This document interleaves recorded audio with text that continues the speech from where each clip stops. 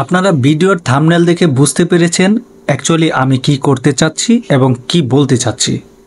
YouTube আপনাদেরকে ইনকামের টাকাটা আর দিবে না। সো ভয়ের কোনো কারণ নাই। ইউটিউবের কিছু অ্যালগরিদম যদি আপনারা ফলো করেন তাহলে আপনারা নিশ্চয়ই টাকাগুলো পাবেন। তাহলে কি হতে পারে সে বিষয়টা চলুন আমরা ইন ডিটেলসে আলোচনা করি।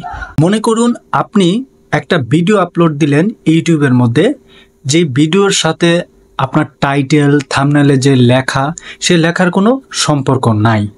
সে লেখাগুলোর যদি সম্পর্ক না থাকে, তারপর হচ্ছে আপনার ভিডিওর ডেসক্রিপশনে টুকটাক সম্পর্ক থাকতে হবে, অথবা ট্যাগে থাকতে হবে, হ্যাশট্যাগে থাকতে হবে।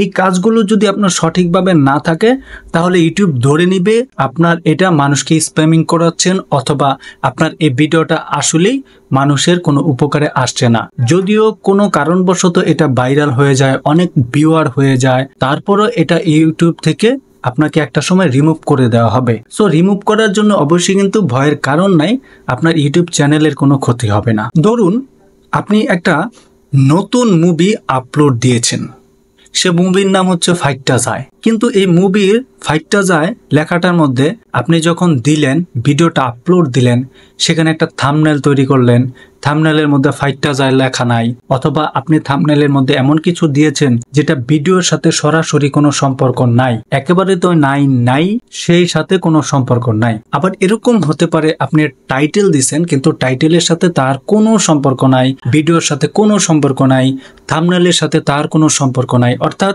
আপনার থাম্বনেলের সাথে ভিডিওর কোনো মিল নাই। যেমন আমরা দেখি না, বাংলা মুভিতে হোক বা হিন্দি মুভিতে হোক, ইউটিউবে গিয়ে যখন আমরা কোনো কিছু সার্চ করি, সার্চ করার সাথে সাথে দেখা যায় আমাদের মনে হচ্ছে এই মুভিটা মনে হয় আসলে ইউটিউব আমাদেরকে দিয়ে দিছে, কিন্তু আলটিমেটলি আমরা যখন ওই ভিডিওতে ক্লিক করি, ক্লিক করার পর যখন ওই ভিডিওটা দেখি তখন আমরা কি দেখি, আসলে থাম্বনেল দেখে আমরা যে ভিডিওতে ক্লিক করলাম সেই ভিডিওটা আসলে এই ভিডিও না, অর্থাৎ ওই মুভিটা আসলে ওই মুভিটা না। এর জন্য আমরা কি করি, একটা ডিসলাইক দিয়ে বের হয়ে যাই, অথবা একটা বাজে কমেন্ট করি, অথবা এই ভিডিওটা 1 মিনিটও দেখি না, আমরা আবার কামব্যাক করে চলে আসি। এই জিনিসটা কিন্তু ইউটিউব আমাদেরকে ধরে ফেলতে পারে, আমরা কোথায় গিয়েছি, কি করেছি, এবং ওই চ্যানেলের ভিডিও আপলোড দেওয়ার পরে সাবস্ক্রাইবাররা কি করতেছে অথবা নন সাবস্ক্রাইবাররা কি করতেছে, এদের যে অর্গানাইজেশন আছে সেই অর্গানাইজেশন কিন্তু সুন্দর করে বুঝতে পারে আমরা আসলে সঠিক মতো ভিডিও আপলোড দেওয়ার পরে মানুষ এটাকে দেখছে কিনা। এই যে আমরা এই কাজগুলো করি, ভিডিওর সাথে থাম্বনেলের কোনো মিল নাই অথবা টাইটেলের কোনো মিল নাই, তারপর আমরা ভিডিও আপলোড দিলে হুড় করে অনেক সাবস্ক্রাইবার বেড়ে যায়, অনেক ভিউ হয়ে যায়, ওয়াচ টাইম বেড়ে যায়, কিন্তু একটা সময় ইউটিউব এই ভিডিওটাকে আপনার কাছে জিজ্ঞাসা না করেই রিমুভ করে দিবে।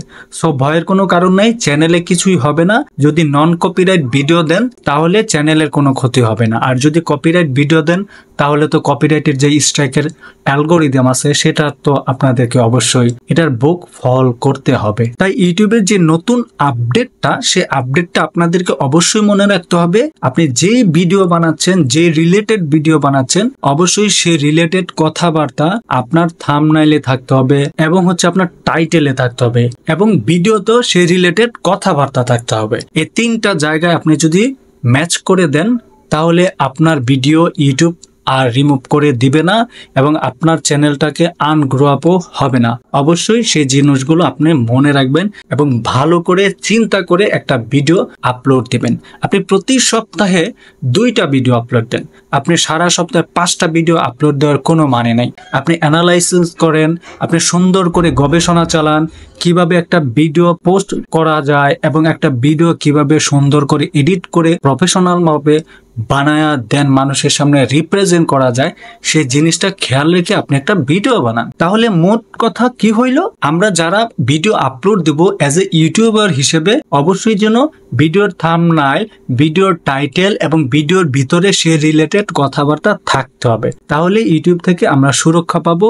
না হইলে আপনার চ্যানেল যত মনিটাইজেশন হোক, যতই টাকা ইনকাম করেন, একটা সময় গিয়ে দেখবেন আপনার ওই চ্যানেলের ওই ভিডিওটা উধাও হয়ে গিয়েছে। সো ভালো থাকবেন, সুস্থ থাকবেন, অবশ্যই চ্যানেলটি সাবস্ক্রাইব করে পাশে থাকবেন।